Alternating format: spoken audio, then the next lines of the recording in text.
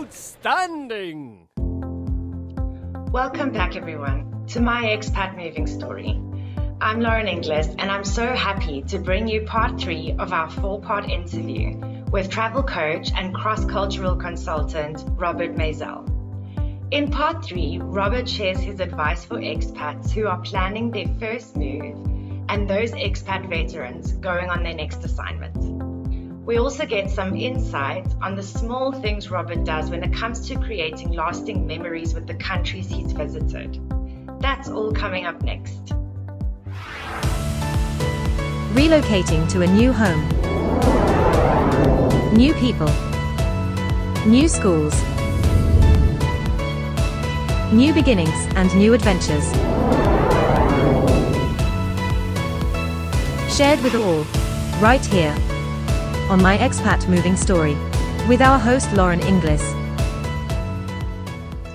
And then when you relocated to Argentina or to Japan, did you ship your household goods? Did you arrange your own household goods shipment? And if so, how did that go for you? Yes, I arranged all services with myself, meaning I did not go through a proper, or what we sort of typically think of in the industry as, a shipment of household goods. I shipped everything myself in 2 suitcases that came with me in both situations on the airplane. And at the time, okay, that's so different, right? Because if you know how long you're going for, not many people would be brave enough to just take a couple of suitcases, depending on how, if you knew how you were going to be living there and things like that. So was that part of that decision? Did you know that you didn't want to take certain stuff? Did you feel that like you left part of your stuff behind that you wanted eventually, or was it all just fine? Yeah, that's a great question. So I was and still am very fortunate to have family and friends around, back home who would look after certain boxes or things that I knew, sort of, sentimental things that I knew I want to keep, but I knew there really wouldn't be much point bringing them to a new country. Just old, boxes of old sort of trinkets and things that you have and that you don't want to throw out. So when I really looked at what I needed, the list was relatively small, clothes and this and that. And I approached it from a similar mindset to the way I approach my travel, actually, is that let me bring the essentials, let me bring what I need, what I know I'll want to have access to immediately, and a little bit more. Mm-hmm. And wherever I don't have, I can buy. Yeah.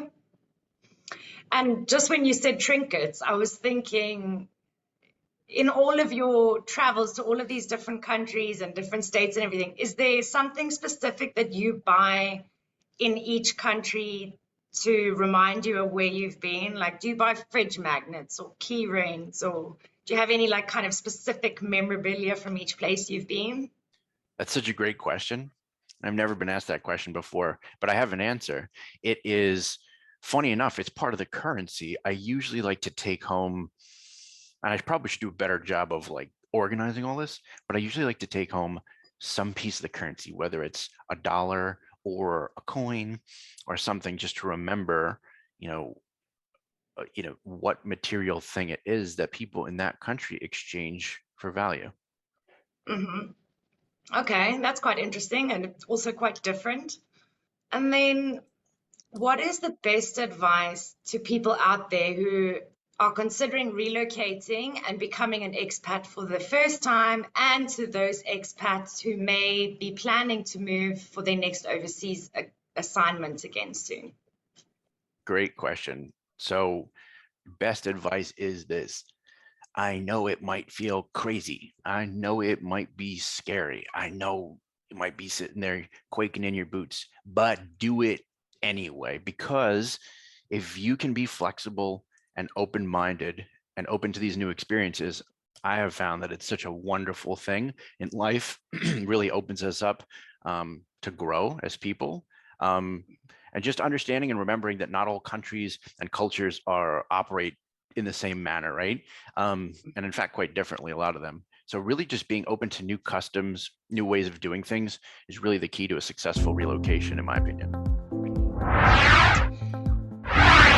it may feel crazy, it might be scary, you may even be quaking in your boots.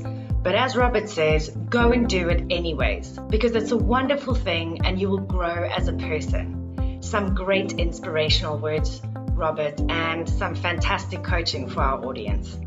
In part 4 of our 4-part interview with Robert, we're going to get his thoughts on whether or not he believes companies are providing enough cross-cultural training for their employees who are relocating to a new country. So be on the lookout as we release our final segment in this fantastic 4-part interview with Robert Maisel. And remember, a life of relocation always has a great moving story to be told. Take care.